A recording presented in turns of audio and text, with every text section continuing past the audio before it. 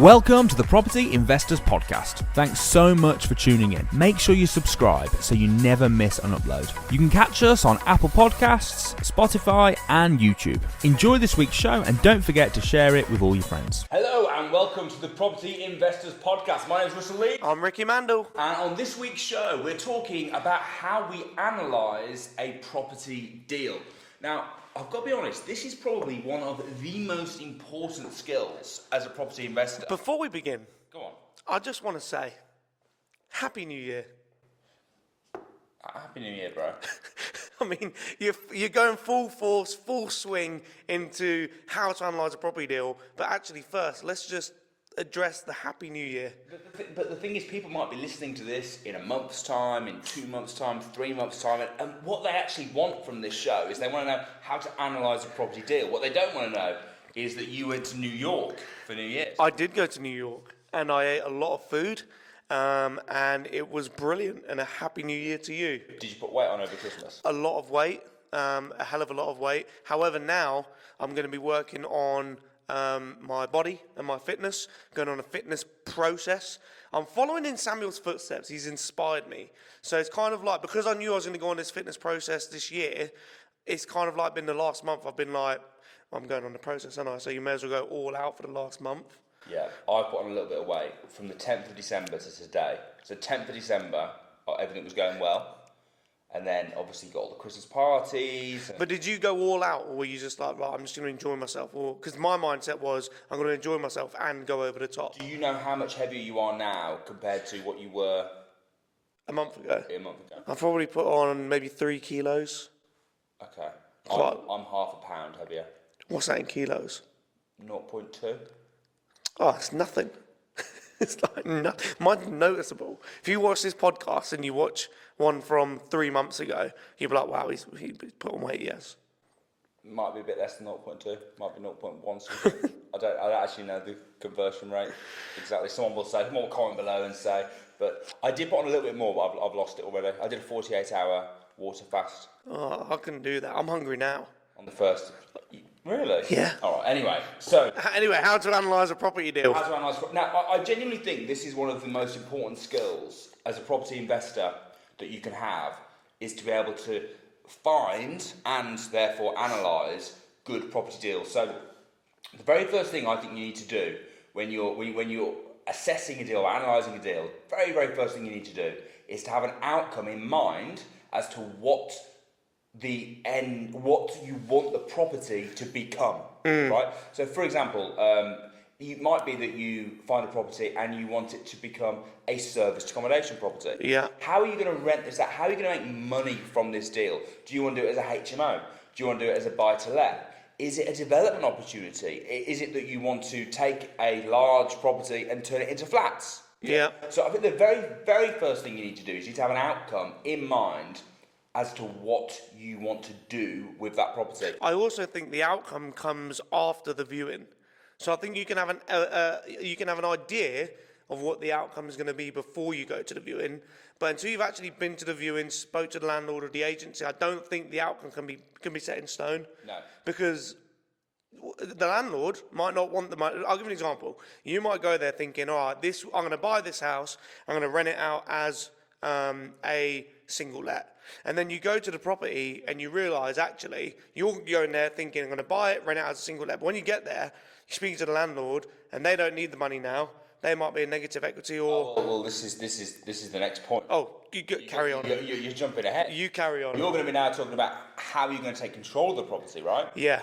Yeah, 100%. That's the next point. But right now, the first thing you need to decide is what is the best way of making money from this property. So how am I going to rent it out? How am I going to be getting cash flow from this property? Yeah. And that's the cool thing about having lots of different strategies that you can do.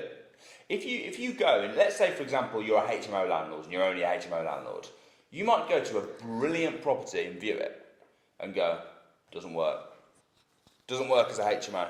Yeah. And then you walk away from what could have been an amazing BRR to buy to let, for example. Yeah. Or it could have been an amazing service accommodation, or it could have been an amazing. There's a plot of land to the side that you could have built another house. Yeah. Yeah. You missed the opportunity because you were only in the HMO mindset. So the first thing you need to do is go assess it and then weigh it up. And how would you work out, for example, what would you say the main things they need to be looking for in terms of a rental strategy, I suppose, or in terms of making money from the property? Yeah. Well, I mean, I guess the very first thing is actually how much money will it generate. So if you're going to rent a property out, a single HMO, wherever it may be, how much rent are you actually going to collect? That's the first thing that I'd be looking at. What am I actually going to collect from this property? How much rent will they be paying? Once you know that amount, the next thing and how can you work that out? Let's look at the top 3 ways that we do it. Let's buy to let, HMO, and service accommodation. Okay, so buy to lets. There's a few ways. First thing I'd do is I'd look at what's actually on the market right now. So how much rent are landlords asking for right now? What's on the market? What's available for rent? How much are they charging? Yeah. Then once I've seen that piece of evidence, I'll then back up that evidence with facts. And the facts would be what's already been rented. And you can find this information out. There's a website called Open Rent. If you go onto Open Rent, you can see all the properties that have been rented in an area, not for rent, not properties that are being advertised. They do show that as well. But you could also see actually what's being rented. What are people actually paying right now? And more times than not. And just explain to people what's the difference between, let's say you went onto Rightmove and you saw, there's a very similar property there that's on for rent at £2,000 a month, for example. Why would that not be a perfect comparable? Because it's the exact same. It could be in the same street, it could be next door, it's on the rent. Well, because that's like me saying, here, this coffee, if you want this coffee, I'm going to put it out on the market and I'm going to charge £100 for this coffee. But no one might actually rent or buy the coffee for £100. That's just what I want. I'm just saying I want this much money. But it's not actually, no one's actually said I want it. But when people say I want something, that's the price that they're willing to pay. So when you look at comparables, great, ones that are being advertised for rent, it's good to know. That's some evidence for you there to have a look at. But you need to back it up with, are people actually paying that price? If this cup of coffee, I market it for £100, and then I look and there's people that have actually paid £100, then the chances are I'll probably get £100. But if I market it for £100 and then I look at, if there's a website where you can see how much people pay for a coffee, but people are only paying £5, then the chances are I'm probably not going to be able to get £100 for it. I'll probably get the £5. Out of interest, how much did you actually pay for it? I don't know. I think it's like maybe £4.80, something like that. So I thought £5, I'll put a £20p margin on it. Yeah, you're already trying to profit from the profit. Yeah. So rented ones are facts, aren't they? People are actually paying. Yeah. Yeah, and you can see it on Open Rent, can you? You can see it on Open Rent, and that will back up what's on the market. So, or you can speak to agents.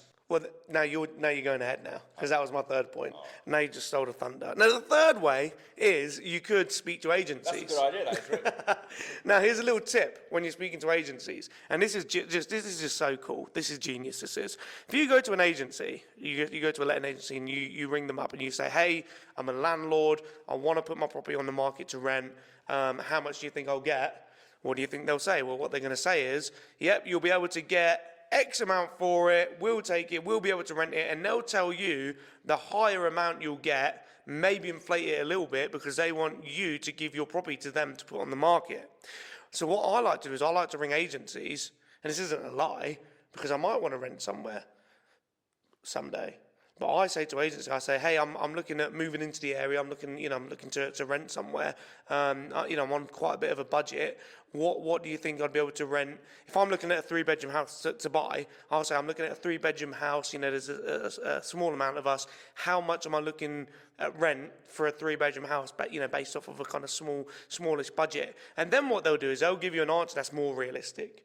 Because now they're trying to help you out rent somewhere within a budget, 3-bedroom. They'll give you a more realistic amount than probably what they would give you if you were a landlord looking to give you a property for them to rent. So you come in from the eyes of the tenant. Yes. So they're not going to inflate it slightly. It's trying to do business. Yeah. Yeah, that's smart. Right, so, and then service accommodation, HMO. it's basically the same thing. It's just looking at different places, right? Yeah, you're looking in different places. And I guess the only other difference would be when you're looking at HMOs and buy-to-lets, it's a monthly rent. With service accommodation, it's a nightly rate. Yeah, so with service accommodation, you need to be factoring in your occupancy rate. So let's do HMOs. And so HMOs, where would you go? Places like spare room? Yep, look at spare room. And it's the same principle again, looking at spare room, looking at what's renting and what's rented, but also ringing HMO managers. So what you don't want to do is you don't want to ring a letting agency to find out the rents that are being paid. Some letting agencies do manage HMOs, but where you want to go is actually to a specialist in HMOs, which will be a HMO manager. Because you've got letting agencies usually will deal with single let properties that have families or single occupancy in there. They don't really do HMOs. Some of them do, most of them don't. Where you want, even if they do, where you want to go is a HMO manager, because a HMO manager specialises in filling HMO rooms, so they'll have a better idea of what you're looking to get if you were to rent out your room as a HMO. When I ring HMO managers, I go in with I'm the landlord, not that I'm looking to rent. Yeah. I don't know why. I just go in with more of a landlord. I'm the landlord. I'm looking at buying in the area. What do you think I'll get if I rent this out on the room-by-room basis? Do you think that HMO managers are more realistic then? Like, why is that? Because surely psychologically, it's the exact same, right? Why would that change it? Because I already kind of have an idea of what people are willing to pay. Because the difference is, with single lets, I can look at what's been rented and what's renting. With HMOs, I can see what's rent out, on the market. I can also see what's being rented. But also another bit of information which you can't get with single lets is what are people actually willing to pay? Catch this. You guys are going to love this. Go on. With HMOs, if you go into spare room, not only can you see properties for rent, but you can also see what people advertise themselves. People go onto this website and they say, hey, I'm Ricky, I'm looking for a single room and I'm willing to pay this much. This is my budget. This is what I'm willing to pay. So based off that information, I already know what people are willing to pay for a room. People are screaming out saying, I'm willing to pay £600 for a double room. I want a double room. I want a double room. There's properties on spare room being marketed, but you still have more people in some areas than not. And if you guys have been to a crash course or you come into a crash course, we show you this in front of you. We show you that there's properties on the market. Then in some areas, there are more people looking than there are properties on the market. And they're saying, hey, I want a room and I'm willing to pay £500. I'm willing to pay £600. So therefore, I know once I've looked at that information, I know that people are marketing themselves. They're saying, I want a room for this much. Is there any other, any other sort of property market or place where people do that? Like, you don't have on Rightmove, here are the houses, and here are the people, hey, yeah, you don't. Here, looking for a 4-bed house to buy in. Yeah, you don't. I can't think of any. Spare room is the only place where you can look at people advertising themselves to rent somewhere. It's kind of like they used to do. Do you know the old sort of wanted ads in like little magazines? Yeah. They used to do it there, didn't they? Yeah. Like, I'm after this. Yeah, but we're out of the days of magazines now, aren't we? We are, but it's a similar. It's funny, isn't it? How HMOs have taken spare room, etc. I wonder. I'm just trying to rattle my brains as to why it is. Why do people advertise themselves to rent a room? But I'm looking for a place to live. I know. I'll create a little advert for myself. But you just go and look, wouldn't you? This is the thing, Russ. When you look in some areas, and again, on the crash course we show you this, right? Right. There'll be more people looking in some areas than there are properties available. So let's say there's 100 rooms available.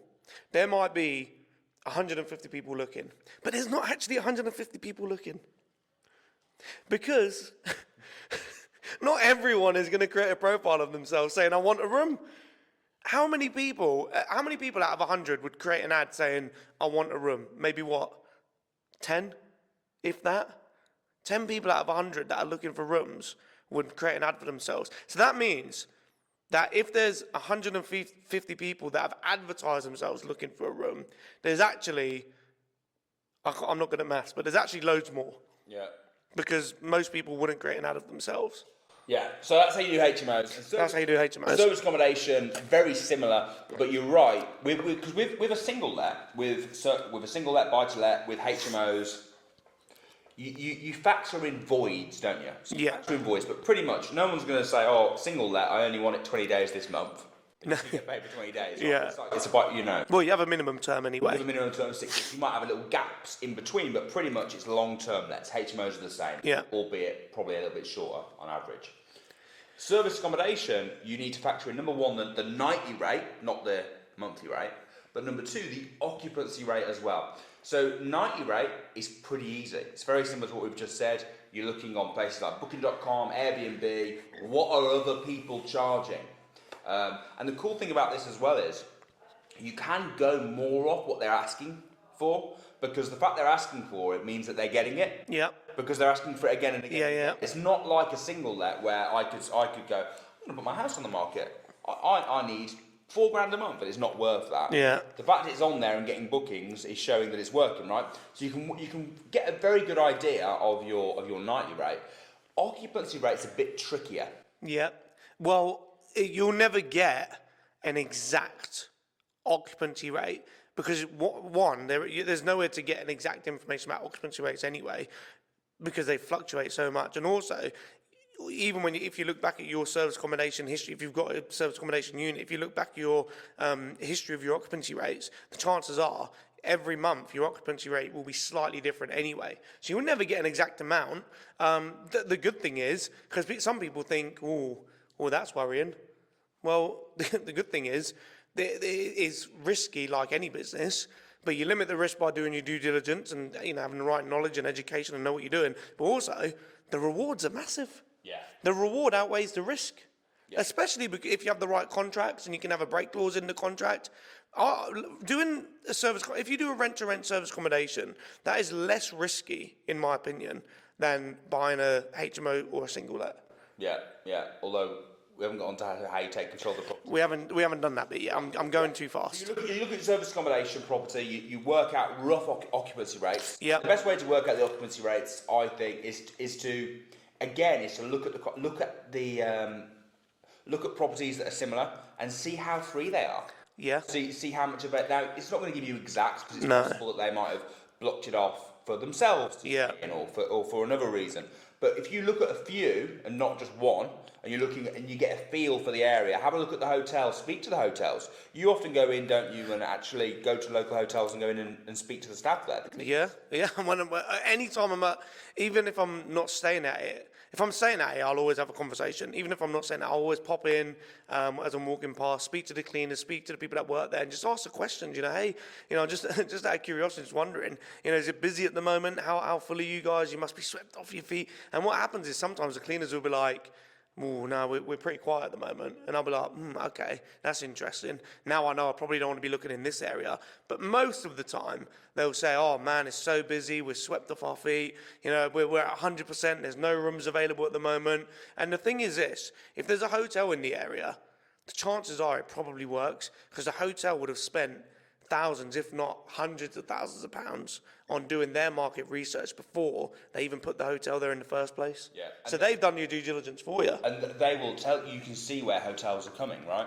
Yeah. It's like, we're opening a new Premier Inn in XYZ place. It's like, there must be a reason they're opening a Premier Inn. Yeah. 100%. A lot of people try and find gaps in the market.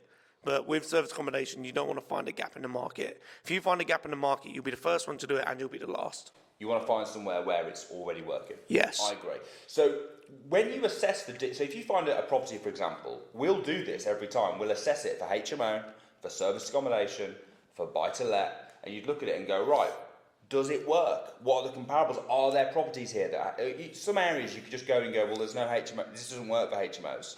It's not the wrong area. It's not busy enough. It's not whatever, right? It doesn't work for service accommodation. Everywhere works for buy-to-let. But the problem with buy-to-let is it's not as profitable, right? Yeah. So you can assess the three. Now that will give you an idea of how much rental income you're going to get. That's the first thing you need to know. How much money am I going to make from this? How much cash flow am I going to get from this? Next thing you need to do is you need to work how much money am I going to have to spend getting it into the condition that it's ready to be rented out. Right? Yeah. Because this is all going to be cash that you need up front.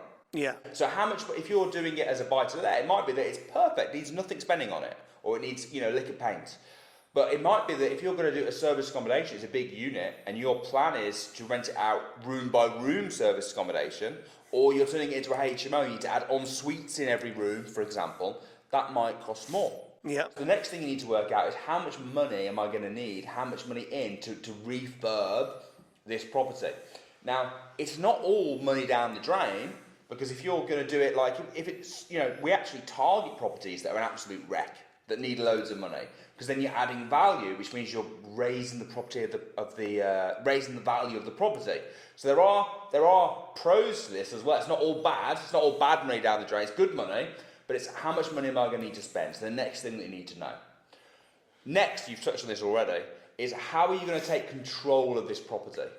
So it might be that you work it out and it doesn't make sense to buy it. You can't afford to buy it with the figures that you've worked out, but they're desperate to sell, it's a really good deal, so it might be that you can work out something creative. So do you want to give some examples of creative strategies that you can do to take over the property? Yeah, so a common one is lease options.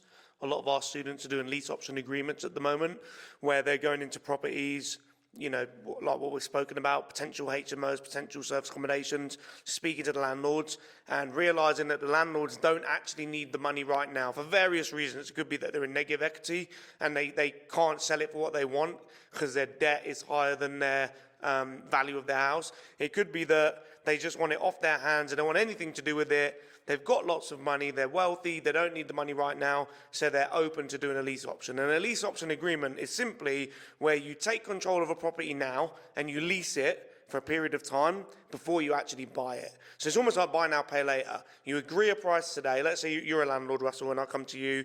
This is your property. It's beautiful, brilliant. It's going to work for me. You don't need the money now. How about this? How about I give you £500 a month for 7 years, and in 7 years I'll buy it off you for £100,000. Yeah, it's like like the loan system in football, where you loan a player, you've got the option to buy them at the end of the loan, or if you don't want to, you can give them back. Oh, that's the beauty of it. Yeah. You've got the option to buy it, not the obligation. Yeah. So Arsenal just loaned David Raya from Brentford. We loaned him, and we got the option to buy him at the end of the season. And now they've activated that, so now they are buying him. It's exactly the same. Are you happy with that?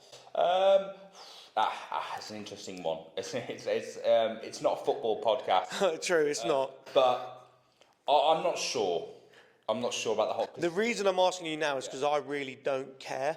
But I know after the podcast finishes, you're going to be talking to me about it. And I'd rather just you get it out of your system now and keep it short while we're filming than to bore me with it an hour later. Yeah. But anyway, we are on a property podcast. So that is a lease option agreement. That's an option.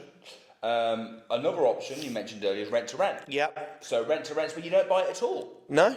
You just rent it off them. So if you let's say you think this will work really well service accommodation, but it's £1 million property, and to be honest with you, it's too expensive. It's not going to give me enough return for the amount of deposit I'm going to have to put down, etc.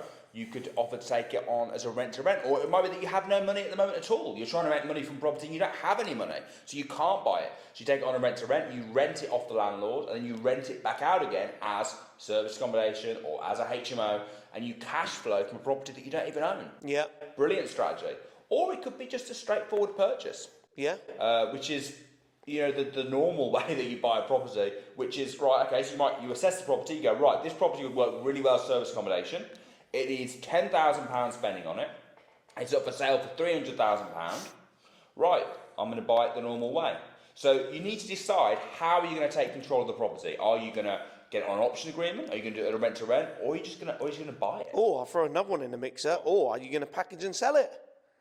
That's another way of exchanging on the property. You could either buy it, you could buy it, control it, or you could package and sell it. Yeah. And one of the questions that we get asked a lot is, which strategy should I do? Which one should I focus on? What should I do first? And the answer is kind of always the same. The answer is, it depends on the deal. It depends on what your outcome is, what you want to get from it, what your goals are, how much money you've got to invest, what experience. It all depends on a different number of factors. But if you've only got one strategy, I kind of think of it as like a toolbox. Yeah. So if you've only got one strategy, let's say your one strategy is HMOs. Yeah. That's it. You want to buy HMOs. That is it. It's like going in with one tool. It's like going in with a hammer. Yeah. And then you've only got a hammer. It's like, yeah, but for this job you need a screwdriver. Yeah. Or for this job you need a saw or whatever. I'm not very. Neither of us are very handy. No. I'm struggling to think of tools. Or a screwdriver. A screwdriver or a saw. Or some blue tack. Yeah, but it's like your toolbox of strategies. Yeah. Right. So when you're going to assess a deal, it's like, well, which tool fits, which strategy fits, and there's lots of different combinations that you can do, and depending on the problem, depending on the deal, other ones wouldn't work. And I've seen loads of people that walk away from great deals. Missed opportunities. Yeah, totally missed opportunities. And also, it's not even when you've got the deal, you could still potentially interlink the strategies. Do you know how many of our students convert rent-to-rent deals into lease options? But if you don't know how to do a lease option, you don't know anything about it, even if you know a little bit, let's say you watch a few YouTube videos or you listen to a few podcasts, right, I understand lease options. Let's say you get a rent-to-rent and then the landlord says, I'm actually thinking of selling it in a few years' time, and you have no idea what to do. You're like, oh. Yeah, it's like, oh dear, I'm going to have to end the rent-to-rent. Well, no, if you know what you're doing, you know how to do lease options, then you could be the one that has the option to buy it in a few years' time. Yeah, 100%. It just makes sense. So the final thing, once you've worked out all these things, is you need to work out then your return on investment. So it's right. So I know how I'm going to take control of it. I know how much money I need to spend doing it up. I know how much cash flow I'm going to take. So the first thing is, how much money in am I needing for this whole deal? So that's going to include everything. That's going to include if you're buying it, your solicitor fees, your stamp duty, your deposit. It's going to include the refurb on the house. Every single penny that you spend taking control of this property, how much money am I going to need? And that's your money in. Then you're going to look at your money out. So this is all the money that you're going to pull out of the deal in the first year. So that'll be all your rental income, and it could even include refinancing the property. Yeah. So if you're taking it on if your plan is to do the buy, refurbish, refinance strategy, which in my opinion is my favourite strategy of everything that we do, that is you're buying a property for say 100 grand, you're spending say 20 grand doing it up, so you're 120 grand in, but now you've pushed the value of the property up to 160 grand, right? So, and then you can refinance it, remortgage it, and pull basically all the money out that you put in, right? Which basically means that you're making 100% ROI. When we talk about money out, are we talking the turnover or are we talking profit? We're talking any money that comes into your. Well, forget profit, because we've already accounted all our money in, right? Yeah. And then we're looking at all our money out. Okay, so for example, if you get $1,000 a month from a single let, that's 12 grand a year. So that 12 grand a year would be the money out. No, because you take off the monthly expense. So it'd be the profit at the end of the year. It'd be the profit, yeah. But sorry, I thought you were talking about the money that you're putting in. No. Sorry, the money out. When we say money out, yes, we're talking about profit. You're talking about profit, yes, 100%. So it's what profit am I putting out of the deal? So for example, I see what you're saying. Let's say you're doing it as a HMO and you have to pay a 10% management fee. You take that off. Yeah. You wouldn't count that. If you're paying the bills, you take the bills off. Yes. Yeah. Yeah, exactly that. So money you're left with at the end of everything. Money that you're left with at the end. So that's what you need to, how much money in and how much money out. And then you can use those figures to work out your return on investment. So for example, if you were, let's keep the maths nice and simple. If you were putting in 100 grand, 100 grand's what you needed for the deal, and at the end of the year you're going to pull out £20,000 in profit, you'd know that 20% of what you'd put in, you'd manage to pull out. Yeah. Which is a 20% return on investment. And 20% return on investment is pretty good. Pretty good. Because now you've got an asset. I'd take it. It's not great if you're not owning the property though. No. If you're doing rent to rent or lease options, that's unacceptable. Yeah. Because with a lease option and rent to rent, you're not putting hardly any money in anyway. So if you were to get 20%, that would be dreadful. Yeah. So how much would you aim for? At least 200% for a rent to rent. Yeah. So that means that we expect to get our money back that we put in within 6 months. Yeah. Yeah, I agree. You look surprised that I knew the 200%. No, I It took me a minute to work it out in my head then. Yeah. 100% would be your money back in the first I year. was thinking about lease options as well. See, I think the lease option is a little bit different because if depending on the fee that you've agreed at the end, right? So it depends on. I think it's a little bit different with a lease option. Well, lease option, what you do is you Got the carrot at the end. yeah. So if I was making, let's say, if I made 100% ROI on a lease option. Yeah, but at which point are you working out the ROI? Because what you could argue. At the year one. Yeah, but what I would potentially argue is, all right, you've got this lease option. I would work out the return on investment based off the money I've put in straight away to the money I've got out in that first year, and every year up until I buy it. Because then when I buy it, I'll then put in a chunk of money as the deposit to buy it, or I'll buy it with cash. What I'm saying is, though, with a rent-to-rent, you've got no carrot at the end, right? The deal is what the deal is. So it's all about cash flow. Yeah. So 200% makes sense. Yeah. With a lease option, give an example, right? So we're doing a lease option at the moment. We've actually took a hotel on a lease option agreement. And we've agreed to buy it for 2 mil. It's worth about that now, but in 10 years. Right. So for us, the carrot is the we get it for 2 mil in 10 years, where it's probably going to be a bargain in 10 years' time. Yeah. And the cash flow is good. However, it needs quite a bit of money spending on it, a couple of $100,000. So probably year one, we probably will make a loss, probably. But it's more about it's right. It's almost No, I see what you're saying. I see what you're saying. Yeah, you're looking. That's the long run, the big picture. By 5 years, we'll have made a lot of profit. The reason the year one won't make much profit is because the money's going to have to spend on it. But the reason we're spending the money on it is because we've got the option to buy it at the end. Yeah, no, that makes sense. That makes sense. Yeah, rent to rent, you've got no benefit or no incentive to put money in on refurbs and stuff like that because you've got nothing at the end. No. You've just got a lease agreement, basically. Yeah, so it has to be really hard. Yeah. Lease option agreement, it depends. And then normal deals, normal properties, we typically aim for 20% plus. I think you should do a lot more if you know what you're doing. Yeah. But I wouldn't sniff at 20% either. I think for a single let right now in today's market, it's 20%. No, that would be unheard of right now. That'd be unbelievable. A single let, you'd do well to get 5%. You'd do well to get 8%. Yeah, you would right now. You would if you're just doing the buy to let. But if you're using service accommodation HMOs, you can obviously get a lot more. Yeah. I bought a service accommodation property recently. After 2 years, I'd made all my money back, everything. That's good. That is 50% ROI. Yeah, that's very good for buying it as well. Yeah. And you've got the appreciation to come. It's according to the when you can go and like on Deal Sourcer and we can analyse the price. It's already gone up about 70 grand, so I've made that as well. Oh, balling. I'm laughing, mate. Maybe you should have bought that football player. Just had him in your pocket. Just buy him, innit? Because you can. Yeah. So anyway, guys, I hope you found that really useful. So just to sort of recap the key steps. Number one is you always start with the outcome, right?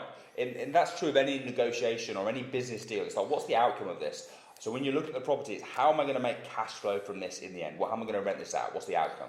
Next thing you need to look at is how much it's going to cost me to get there in terms of refurb, etc.